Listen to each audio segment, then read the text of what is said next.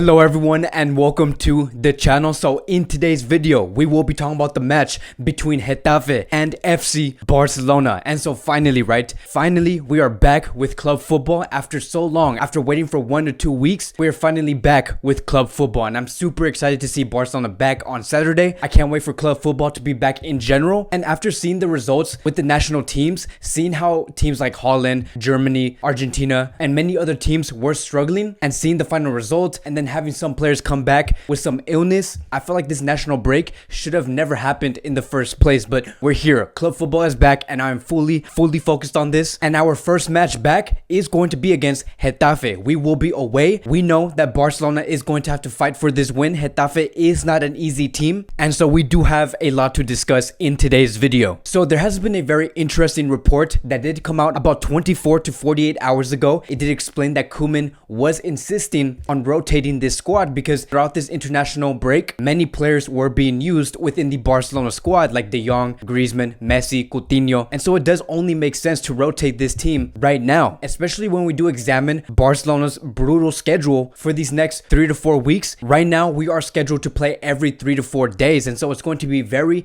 hectic. Everything must be well calculated, and I believe that the best time to rotate this squad would be against Getafe. And so I do want to move on to some player updates. It is official that Messi, De Jong and Lenglet have all returned for training, which was yesterday morning, from their international breaks ahead of the game against Getafe. Trincao is scheduled to train from Friday, and thankfully enough, none of these players did catch anything. You guys know exactly what I'm talking about, but I cannot talk about it here. But they did not catch any illness. They are clear to play. Now it's going to be up to Koeman to decide, does he want to use these players or not? And notice how it did mention Trincao in the end. I am going to lead towards Trincao, and it says here, according to Javi Miguel, Trincao and Pjanic were the only absences in yesterday's session. Pjanic had received a heavy blow to his back, while Trincao's PCR tests are pending. He is considered a risky player since he was in direct contact with Ronaldo, who did test positive. Ultimately, it does seem clear that Pjanic nor Trincao will make an appearance against Getafe. And so I know that many of you guys are going to question, did Trincao catch that thing that's going on around the world? I think that by the time I do post this video, we are going to get some type of confirmation if Trincao is okay or not. But hopefully everything does go well. And as for Pjanic, let's hope that he recovers as soon as possible because we are going to need him. Then moving on to Jordi Alba and Junior Firpo. So these are two left backs that did encounter an injury within these past 6 to 7 days, and that is a huge blow for Barcelona, because knowing that we're going to go through this very hectic schedule throughout the rest of October and halfway through November, we are going to need these two left backs. Now, I did address this in my last video. You guys know the exact solution towards this problem, and that solution towards not having two left backs is going to be our brand new signing, Serginho Dest. And this is going to be Dest's first big challenge with Barcelona, because this team, which is Getafe,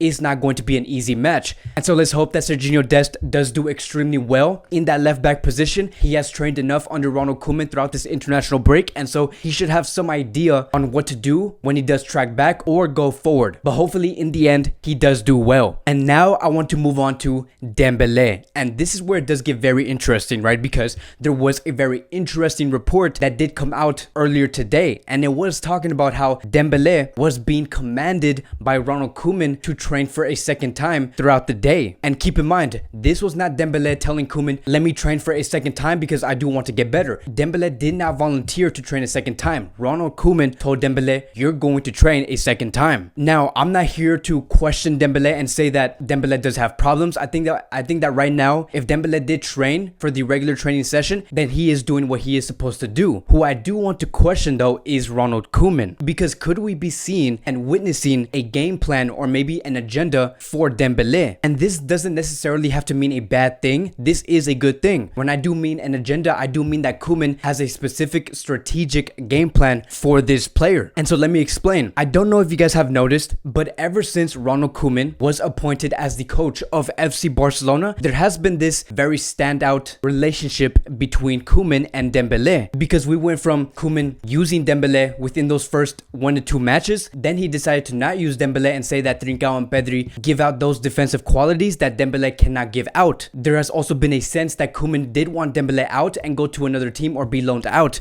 because it has been reported that Koeman may not use Dembele in this upcoming season. And now that we are here, seeing that Koeman is making Dembele train for a second time, I really don't think that this is a bad thing. I think that what we are witnessing here is something truly special. Now keep in mind, you are going to see those painted narratives, those painted stories claiming that Koeman is punishing Dembele and saying that Dembele is not good enough, that's why he's making Dembele train for a second time. But I think that what Koeman wants to do is get the best version out of Dembele. He wants Dembele to be a undisputed starter for his team, because let me tell you, if you do want to get the best out of a 4-2-3-1 system, if you want to be the most effective and the most efficient in this type of system, you do want to have world-class wingers. If we also look at the counterattacks total so far in this season, we can see that we are the least effective on that right wing area. Now there is that question, why are we the least effective on that right wing area? That is because we use Griezmann. Griezmann is not a natural right winger. He does not have pace, nor can he dribble. He's more of a second striker, and that is why we do see a massive difference on that right wing area. But with putting Dembele within that area, that is going to massively improve our right side, which is why I say the best way to get the most out of a 4-2-3-1 system is to have those pacey, natural right